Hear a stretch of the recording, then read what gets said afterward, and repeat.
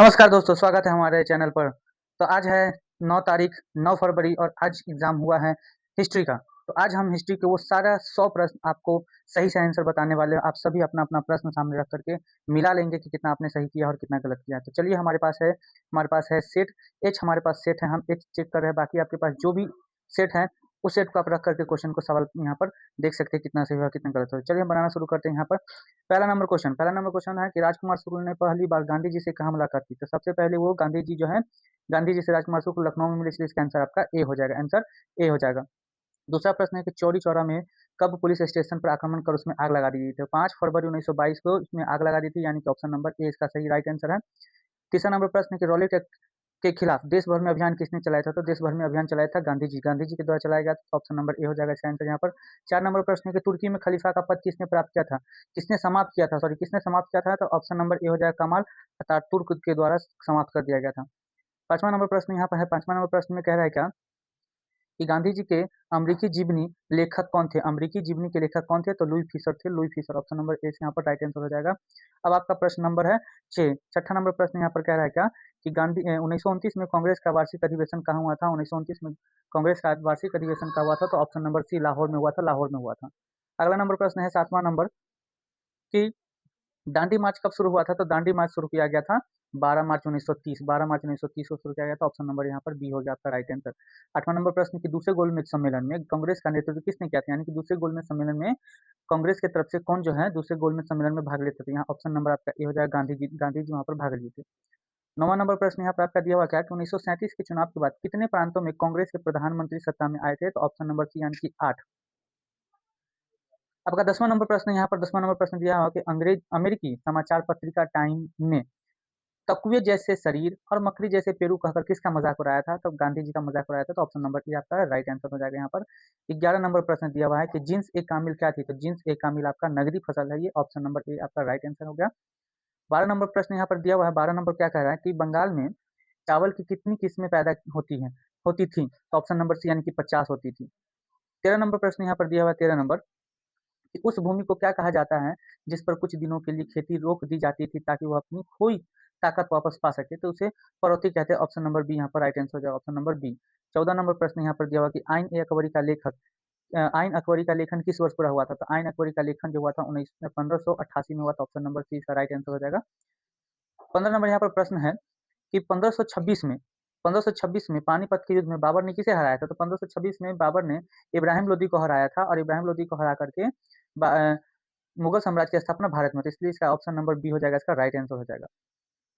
16 number प्रश्न दिया हुआ है कि बाबरनामा किसकी रचना है? तो बाबर की रचना है, यानी कि ऑप्शन नंबर बी यहाँ पर आंसर राइट हो गया। 17 नंबर प्रश्न दिया हुआ क्या कि अकबरनामा किसने लिखा था? अकबरनामा जो है अब्दुल फजील के द्वारा लिखा गया था। ऑप्शन नंबर बी यहाँ राइट आंसर हो जाएगा आपका। 18 नंबर प्रश्न दिया हुआ है कि 1761 में पानीपत के तीसरे युद्ध में मराठे किसी से हार गए थे? किससे हार गए थे मराठे? तो मराठे जो है अहमद शाह अब्दाली से हार गए थे। ऑप्शन नंबर ए यहाँ पर राइट आंसर हो गया, ऑप्शन नंबर ए। 19 नंबर प्रश्न है कि रहट का वर्णन किस मुगल बादशाह ने अपनी आत्मकथा में किया है? तो अकबर के द्वारा किया गया था अपनी अकबर की आत्मकथा में। तो ऑप्शन नंबर यहाँ पर ए इसका राइट आंसर हो जाएगा। 20 नंबर प्रश्न दिया हुआ है। 20 नंबर कि आइन अकबरी के किस भाग में उत्तर भारत की कृषि समाज का विस्तृत आकर्षक और अत्यधिक जटिल दृश्य प्रस्तुत किया गया है? तो मुल्क आबादी में। Option number C right answer हो जाएगा आपका यहाँ पर। प्रश्न 21 नंबर दिया हुआ है क्या कि 1955 में लोथल को खुदाई का आरंभ किसने किया था?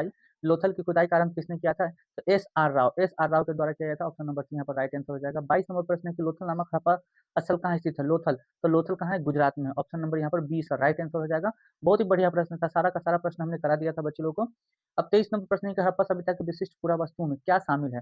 तो हड़प्पा सभ्यता में कौन कौन सा पुराना वस्तु ढूंढा गया था? तो आपको मोहर भी ढूंढा गया था, वाट भी ढूंढा गया था, पक्की पकी हुई ईंटें भी ढूंढा गया था। इसलिए तो यहाँ पर राइट आंसर आपका हो जाएगा डी, इनमें सभी हो जाएगा, इनमें सभी हो गया।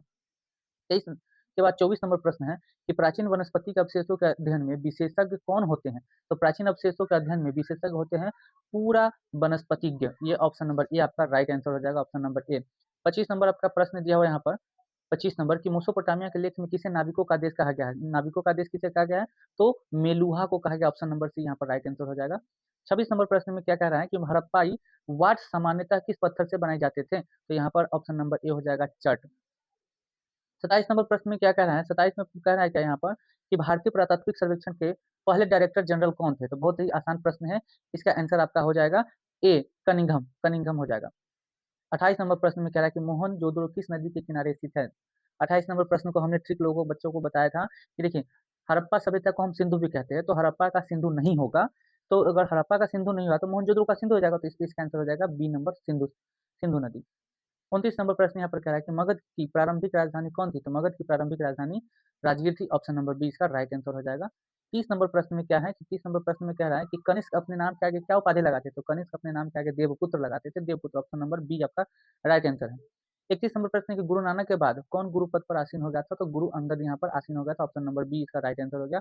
32 नंबर प्रश्न है कि सूफी संतों की जीवनियों का स्मरण क्या कहलाता है? क्या कहलाता है? ऑप्शन नंबर बी तजकिरा कहलाता है, तजकिरा। 33 नंबर में है कि हरिहर और बुक्का ने विजयनगर साम्राज्य की स्थापना कब की थी? तो 1936 में की थी, ऑप्शन नंबर डी आपके यहाँ पर राइट आंसर हो गया। 34 नंबर प्रश्न में कह रहा है कि किस शासक ने अपनी माँ के नाम पर विजयनगर के समीप ही नगलपुरम नामक उपनगर की स्थापना की थी? तो कृष्णदेव ने, यानी कि ऑप्शन नंबर ए आपका राइट आंसर हो गया यहाँ पर।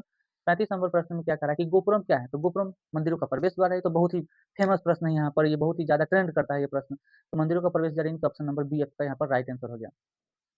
36 नंबर प्रश्न में क्या कह रहा है कि अमुक्त मल्यद के लेखक कौन है? तो Krishnadev Rai, option number C, option number C आपका राइट आंसर हो जाएगा। 37 नंबर प्रश्न में क्या कह रहा है कि मुगल साम्राज्य की स्थापना कब हुई थी? तो बताइए, मुगल साम्राज्य की स्थापना, इससे पहले वाले प्रश्न में भी इसने दिया हुआ है मुगल साम्राज्य की स्थापना कब? तो 1526 में, ऑप्शन नंबर ए दिया हुआ है, यानी कि 1526 में पानीपत के प्रथम युद्ध में बाबर किसको हराया था? तो इब्राहिम लोदी। तो वहीं पर आंसर भी था आपको, और इसका भी यहाँ आंसर हो गया, तो ऑप्शन नंबर ए आपका राइट आंसर हो गया।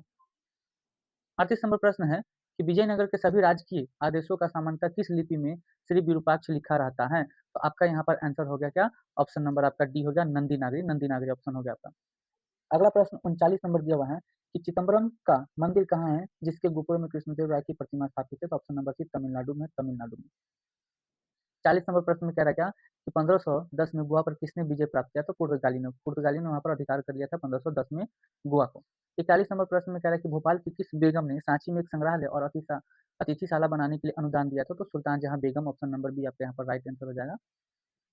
42 नंबर प्रश्न में कह रहा है कि सुकरात कहाँ के चिंतक थे? सुकरात, तो ऑप्शन नंबर बी यूनान के थे, ऑप्शन नंबर बी आपका राइट आंसर हो गया। 43 नंबर है कि स्तूप का संबंध किस धर्म या संप्रदाय से है? तो स्तूप का संबंध बौद्ध धर्म से, ऑप्शन नंबर ए आपका राइट आंसर हो गया। अगला प्रश्न 44 नंबर प्रश्न कह रहा है कि बौद्ध मठों में रहने वाले लोगों के लिए नियमों का संग्रह किस पिटक में है? तो बौद्ध धर्म में 3 गो पिटक होते हैं, सूत पिटक, विनय पिटक और अभिधम्म पिटक। इसमें कह रहा है कि नियमों का संग्रह, तो नियमों का संग्रह जो है विनय पिटक में, इसलिए ऑप्शन नंबर आपका सी यहाँ पर राइट हो गया, सी। 45 नंबर प्रश्न में कह रहा है कि बुद्ध ने धर्म चक्र प्रवर्तन कहाँ किया था? तो आपका ऑप्शन नंबर सी सारनाथ में, सारनाथ में।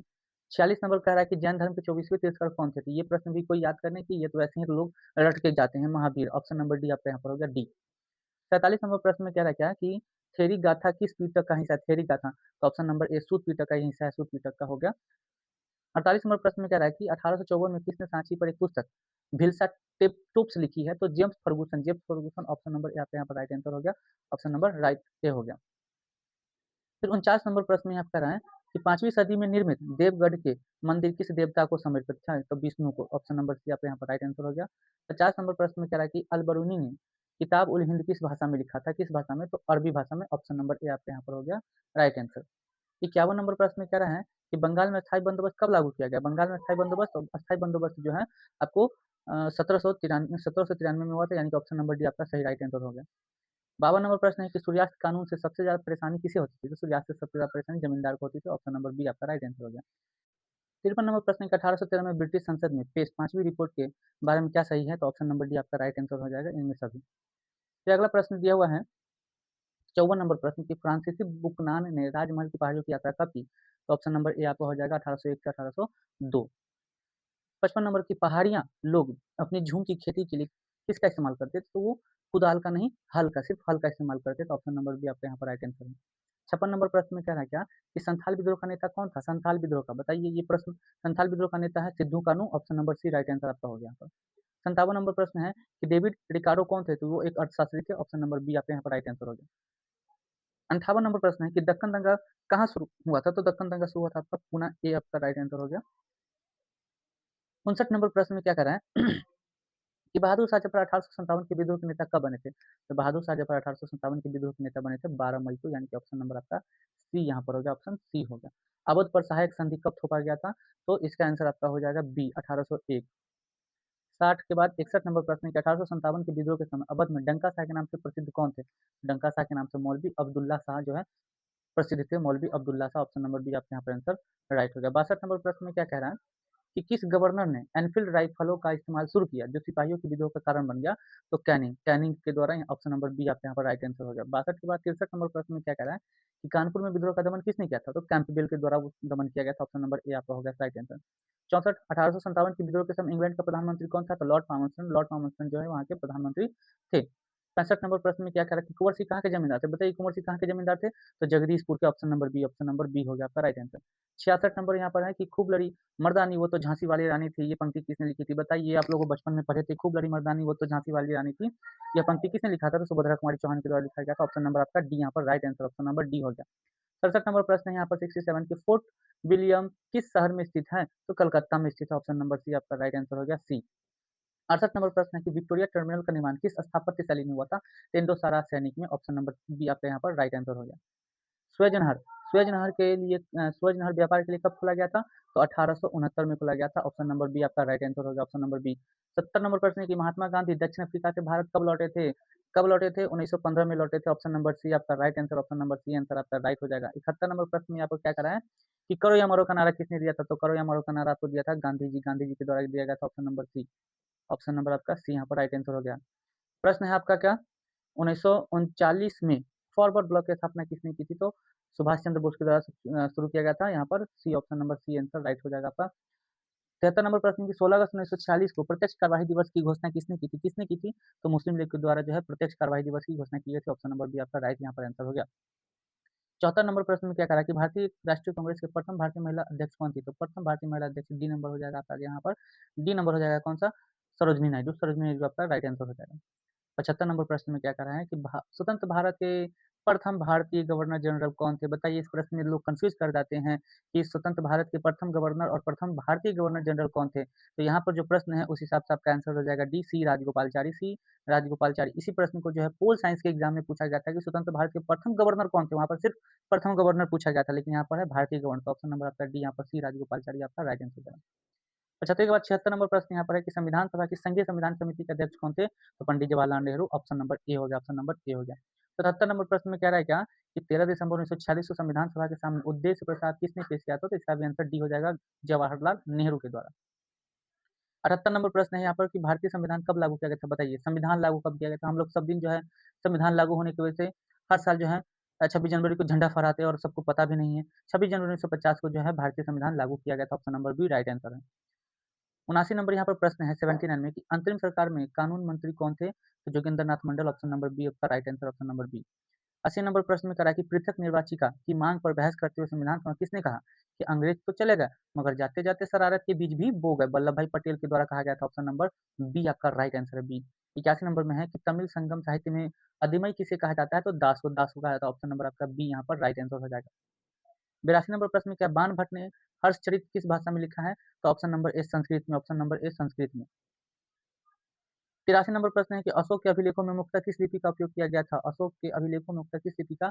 तो ब्राह्मी लिपि का। ऑप्शन नंबर यहाँ पर बी आपका राइट आंसर हो गया। 84 नंबर प्रश्न की तक्षशिला किस महाजनपद की राजधानी है? तो तक्षशिला जो है गांधार की है। ऑप्शन नंबर डी आपका हो जाएगा। ऑप्शन नंबर डी हो गया इसका राइट आंसर।